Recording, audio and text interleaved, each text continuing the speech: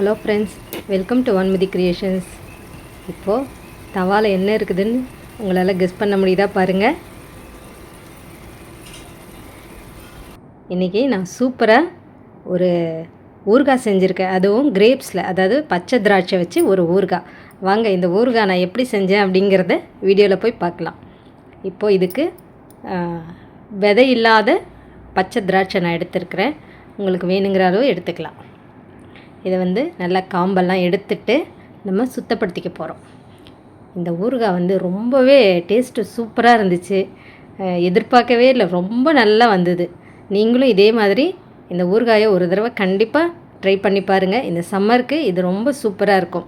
இந்த கிரேப்ஸில் நான் மஞ்சத்தூள், கல்லுப்பு, கொஞ்சம் தண்ணி இதையெல்லாம் போட்டு நான் இந்த திராட்சையை க்ளீன் பண்ணியிருக்கேன். ஏன்னா திராட்சையில் எப்போதுமே மருந்து அடிப்பாங்க. அது விளையிறதுலேருந்து நம்ம கைக்கு வர்ற வரைக்கும் நிறைய பூச்சிக்கொல்லி மருந்து இருக்குது. அதனால் கண்டிப்பாக இந்த மெத்தடை ஸ்கிப் பண்ணாமல் செய்யுங்க. உப்பு, மஞ்சத்தூள் போட்டு நல்லா அலசி கொஞ்சம் நேரம் வச்சுருந்துட்டு நான் எடுத்துருக்கிறேன். அப்புறம் ஒரு நல்ல தண்ணி வச்சு இந்த திராட்சையை கழுவி எடுத்துக்கிட்டேன். 2 தடவை க்ளீன் பண்ணியிருக்கேன். இந்த ஸ்டெப் ரொம்பவே முக்கியமான ஒரு ஸ்டெப்பு. இப்போது நம்ம திராட்சையெல்லாம் கழுவி எடுத்தாச்சு. இந்த திராட்சை ஊறுகாய் சப்பாத்தி, பூரி, தயிர் சாதம் இது எல்லாத்துக்குமே சூட் ஆகும். இப்போ பாருங்கள், க்ளீன் பண்ண பச்சை திராட்சை, ஒரு எலுமிச்சம்பழம், இதில் பாதி தான் யூஸ் பண்ண போகிறோம். அப்புறம் இந்த ஊறுகாய்க்கு தேவையான உப்பு, தனி மிளகாத்தூள், கொஞ்சமாக கடுகு, வெந்தயம், வறுத்து அரைச்ச பொடி. நான் வறுத்து அரைச்சி வச்சுருக்கேன், அதனால் எடுத்துக்கிட்டேன். நீங்கள் உங்கள்கிட்ட இந்த பவுட்ரு இல்லைன்னா ஒரு டீஸ்பூன் கடுகு, 1/2 டீஸ்பூன் வெந்தயத்தை வெறும் வாணலில் வறுத்து பொடி பண்ணி வச்சுக்கோங்க. இப்போது எண்ணெய் ஊற்றிருக்கிறேன் ஒரு கடாயில். கடுகு, ஜீரகம், கொஞ்சமாக சோம்பு. இந்த சோம்பு இந்த திராட்சை ஊறுகாய்க்கு ஒரு தனி வாசனையை கொடுத்துச்சு, ரொம்ப நல்லா இருந்தது. இது நல்லா பொரியணும். நான் ஸ்லோ ஃப்ளேமில் தான் வச்சுருக்கிறேன். இப்போது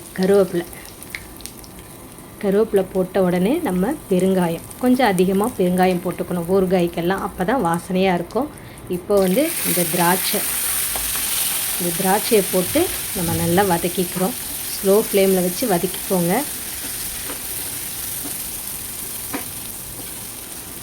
ஒரு 2 நிமிஷம் வதக்கின பிறகு மஞ்சத்தூள்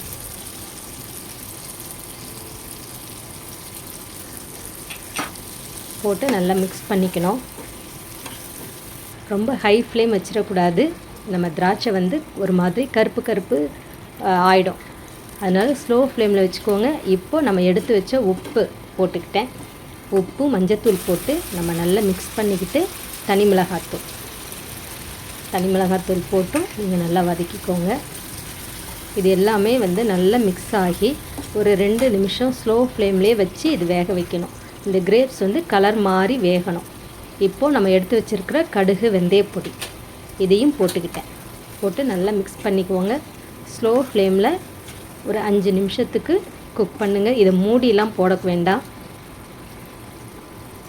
இப்போ கடுகு, வெந்தயப்பொடி எனக்கு கொஞ்சம் கம்மியாக இருந்துச்சு, அதனால் நான் திரும்ப போட்டுக்கிட்டேன்.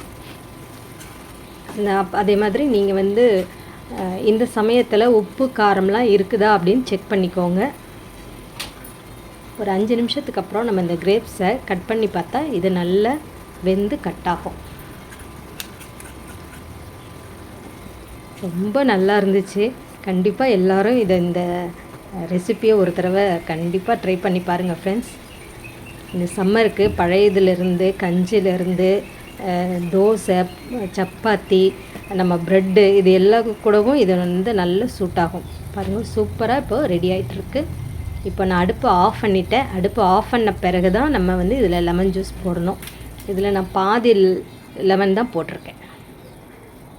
இந்த லெமன் ஜூஸை நல்லா போட்டு மிக்ஸ் பண்ணிக்கோங்க. இப்போ நம்மளுடைய திராட்சை ஊறுகாய் ரொம்ப சூப்பராக ரெடி ஆகிடுச்சு. இந்த ரெசிபி பிடிச்சிருந்ததுன்னா லைக் பண்ணுங்கள், ஷேர் பண்ணுங்கள். ஃபஸ்ட் டைம் என் சேனல் பார்க்குறீங்கன்னா ஒரு சப்ஸ்கிரைப் பண்ணிக்கோங்க ஃப்ரெண்ட்ஸ். இந்த ஊறுகாய் நல்லா ஆறின பிறகு நம்ம ஒரு கிளாஸ் பாட்டிலில் எடுத்து வச்சுக்கலாம். இந்த ஊறுகாய் லேசான இனிப்பு புளிப்பு காரத்தோட சூப்பராக இருந்தது. இதே மாதிரி இன்னொரு ஆரோக்கியமான ரெசிபியோடு நான் உங்களை மீட் பண்ணுறேன். தேங்க்ஸ் ஃபார் வாட்சிங்.